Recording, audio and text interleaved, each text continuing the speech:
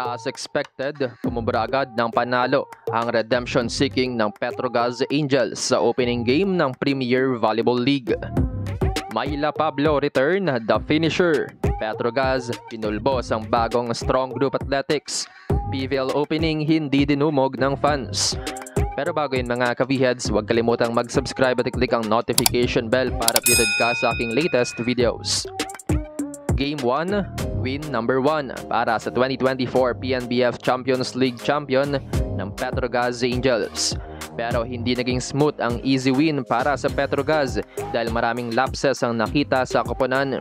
Gayunpaman, nakita rin kung anong maibubuga ng team hindi lang ng kanilang starting 6 dahil pinakawalan rin ng Angels ang kanilang mga bench players. Maraming errors pero hindi pinagpawisan ng Angels with a straight sets victory over the Strong Group Athletics 25-12, 25-20 at 25-12. No mercy agad ang Petrogas sa opening set dahil sa overall game na pinakita ng Angels. Hindi naman agad nagpaiwan sa umpisa ng game ang SGA with some signs of brilliance mula kay Captain Verzosa.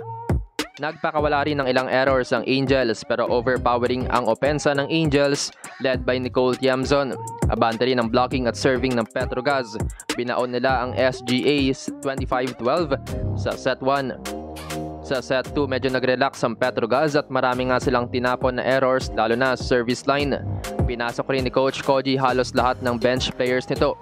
Umabot sa 14 errors ang nagawa ng Petrogas sa set 2 kasing dami ng nagawa nilang atake. Nanatili namang 5 ang attack points ng SGA. Tinapos ni Mayla Pablo ang set 25-20. Sa third set, pinaramdam agad ng Petrogas ang kanilang dominance with a 10-2 lead. Tuloy-tuloy din ang paglalamon ng opensa ni Nicole Tiamzon 16-5 sa second technical timeout.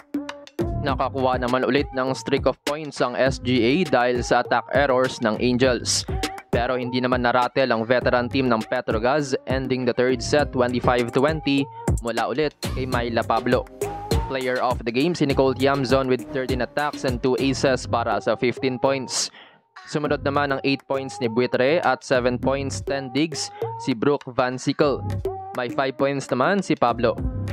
Top scorer naman ng SGA si Dolly Verzosa with 6 points and 7 receptions.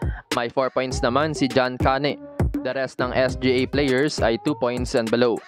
Dominado ang Angels sa attacks 42-15, blocks 4-1 at service aces 8-1.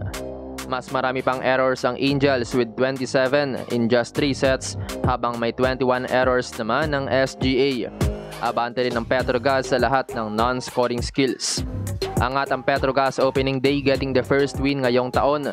Sila rin ang kumuha ng first win sa PNBF Champions League with a win versus Army. Para naman sa SGA, mas maayos ang debut nila kumpara sa debut ng dating Jerflor Defenders. Susubukan nilang makaisa next game laban sa Cheritigo February 24, Sabado 2 PM. Habang matapos ang chill game ng Petrogas laban sa SGA, sasabak agad sila sa madugong labanan next game laban sa Chocomucho Flying Titans February 27, Martes 6 PM.